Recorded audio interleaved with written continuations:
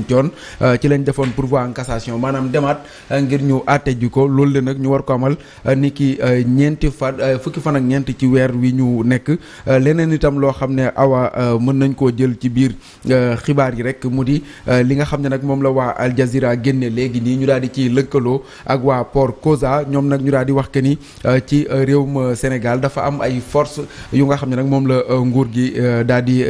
jëfandikoo woon ngir rek mën a réprimer li nga xam ne moo fi amoon ci ay manifestation force yoo xam ne nag Union européenne lañ leen jële ji ñu lëkkaloo ci ak ñoom ngir mën koo amal nee nañu ñoom day li leen taxoon a jëkk moo di frontières yi nga xam ne moo fi nekkee bu ci mel ni bu Sénégal ak bu Mali ak yeneen yoo xam ne wàllum terrorisme dañ ko ci doon nemmeeku ngir rek ñu daal di mën a réprimer lu ni mel waaye nag ci manifestation yooyu la moom lañ mujjee di réprimer ñu ne sax lu tolloog fukki milliards ak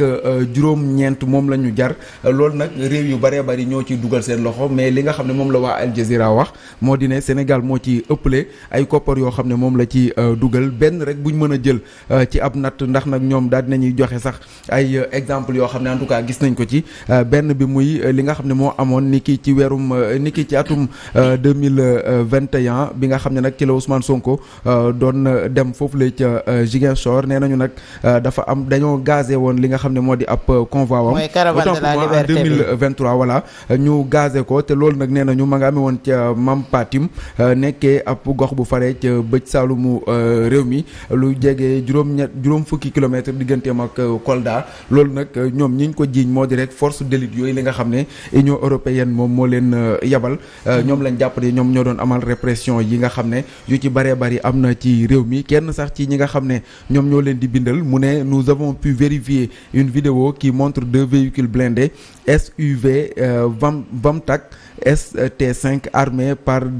des officiers qui tirent des gaz lacrymogènes sur la caravane de la liberté d'Ousmane Sonko en mai 2023 dans un village au sud du Sénégal beneen bi nag ñu wax que ni les mêmes véhicules blindés Vamtac ont été offerts au Garci Sénégal en 2019 en présence de l'ambassadeur de l'époque Union européenne au Sénégal dans la ville sénégalaise de Kidira à la frontière au Mali donc niñ tuddee corps d'élite boobu la Diom Ndiaye moo di Garci Sahel mais nag ñoom nee nañu finalement dafa am Garci Sénégal du samay kàddu waa Al Jazeera ñoom ñoo yëkkati lu ni mel leneen itam loo xam ne xew na mu di opposant bi nga xam ne moo di Yaya Dillo ca Tchad moom daal dinañ koy faat ci ab siège am ginnaaw rek buñ ko songee ñu wax ci Palestine Awa Diom Ndiaye 30 000 personnes décédées gun nañ fa ginnaaw cong boo xam ne ni ki tey jii la am ba téeméer ñàkk ci seen bakkan téeméer yooyu le moo tax lim bi yokku ba ci fanweeri junni doomu aadama Pape dañuy taxaw tuuti ci li nga xamante ne tey Jazeera xëyee na ko muy une information d'une extrême gravité ndax caravane de la liberté boobu bu ñu fàttalikoo li ci gënoon a métti mi ngi xewe woon ca Vélingara cong gi fa amoon ci caravane Ousmane Sonko ci la wàccoon dugg ci Mercedes boobu dugg sax ci àllu Vélingara boobu tey jii cette information là tey bu fekkee ne c'est avéré. waaw xam nga déjà man damay dafa am lu may dénoncer c'est-à-dire ñun presse sénégalaise dafa am la nga xam ne bu ñu ko waxee. kenn duñu fulal kenn duñu ful fay daal. bu presse étrangère jógee wax ñu jël ko ŋawti mbirum Garci bi y a moins de 2 mois fii laa toog réveil sama chronique j'ai rappelé justement dans le cadre de ma chronique sécurité lii nga xam ne mooy implantation Garci sa création ses missions et tout. ba wax nu ñu dévoyer ces missions di ko dugal ci wàllu maintien de l'ordre donc je crois que loolu c'était un point à souligner léegi ce qu'il y a lieu de dire mooy il faut qu'on se rappelle dans quelles conditions nañu créer Garci c'est un groupe d'action rapide bi nga xam ne l'Union européenne moo ko financé à partir de 2015 dans le plan sécurité bi ñu naan plan de la Valette nañ ko financé de 2015 à 2020 seen budget toll woon ci 41 millions d'euros budget initial 41 millions d'euros ci 41 millions d'euros yooyu ñu am ci 6 pays ñu tànn et ça mu ngi koy fàttali léegi Sénégal am ci la part belle. Garci boobu sa mission c'était d'abord de lutter contre la délinquance transfrontalière ba pare lutter contre le terrorisme contre les groupes terroristes moo tax seen action dañ ko basé woon au niveau des zones à haut risque boo ko jëlee ay Kédougou Moussala et consorts un peu dans le nord du Sénégal frontaliers d'une part avec le Mali ou bien avec la Mauritanie foofu nañu basé woon les unités du GARSI mais effectivement bu ñu demee ba maintien de l'ordre am parce que à rappeler que ces unités là équipement de guerre nañu yorewuñu équipement maintien de l'ordre c'est des unités qui sont dotées d'équipements de guerre. Des armes de guerre lañu leen doté parce que guerre nañuy def ji foofu donc bu ñu demee ba ces unités là ñu leen di gis ci maintien de l'ordre du gulet peut-être ñii ñeneen ñu 2023 mais déjà 2021 ñii nekkoon amoon la chance aller à Bignona pour couvrir les événements ils ont vu que les éléments du GARSI et les véhicules du GARSI étaient déployés dans le département de Bignona. moo taxit à un certain moment on a vu ce que ça a produit. Moi, il y avait mort d'homme à Vélingara ce jour-là. Tu vois, même à Bignona, on a vu le nombre de morts élevé qu'il y a eu. Donc, pour dire quelque chose, moi, j'ai tantôt posé la question à l'Union européenne. Est-ce que dans le contrat qui le lie à l'État du Sénégal, est-ce que le GARSI était spécifiquement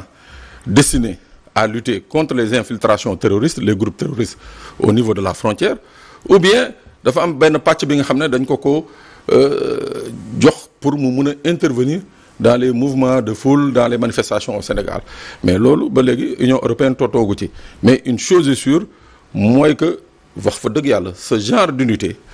seen force seen modèle ak seen destination seen mission mooy comme li ma ko waxee lutter contre le terrorisme ñu dugal leen nag ci ay manifestations politiques qu'elles soient violentes ou quoi ni kees je crois que c'est un peu dévoyer leur mission.